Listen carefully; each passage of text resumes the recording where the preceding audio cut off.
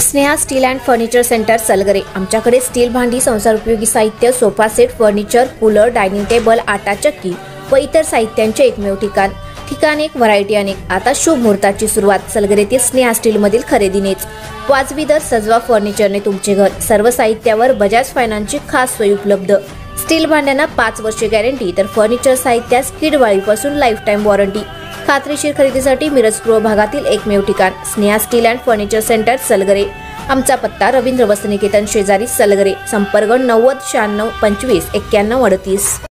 प्रत्येक बातमीतील घटनेच्या वास्तविकतेची तुलना थेट पाहत रहा चांगली अपडेट। जत शहरातील क्रीडा संकुल परिसरात प्रेम संबंधाच्या संशयावरून पतीने पत्नी व तिच्या प्रियकरावर कोयत्याने हल्ला केला। हल्ल्यात पत्नी अंकिता शेजूलाल कनोजिया राहणार शिरडोन तालुका कोरेगाव जिल्हा सातारा सध्या राहणार जत व प्रियकर सत्यजित ईश्वर संगपाळ वय 25 राहणार कणसेवाडा जत हे जखमी झाले आहेत। ही घटना शनिवारी दिनांक 19 रोजी सायंकाळी 4:30 वाजता घडली आहे।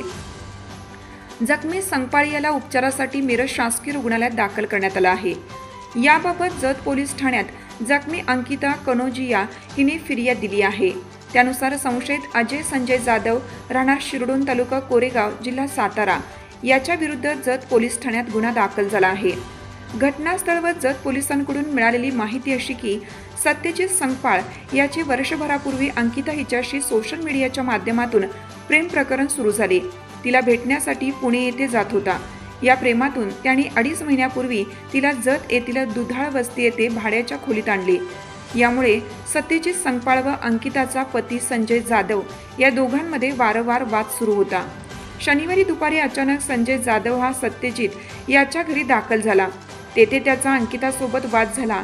त्यानंतर हे प्रकरण बाहेर जाऊन मिटवू असं सांगत तिघेही जत शहरातील क्रीडा संकुल परिसरात आले।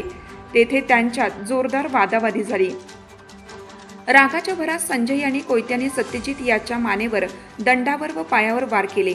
त्याला रोखण्यास धावलेल्या अंकिताच्या हातावरही वार केला। यानंतर तेथून तो पसार झाला। गंभीर जखमी सत्यजित याला जत ग्रामीण रुग्णालयात प्रथमोपचार करून सांगलीला हलवण्यात आलं। याबाबत जत पोलीस ठाण्यात शनिवारी रात्री उशिरा 11 वाजता नोंद झाली असून अधिक तपास सुरू आहे।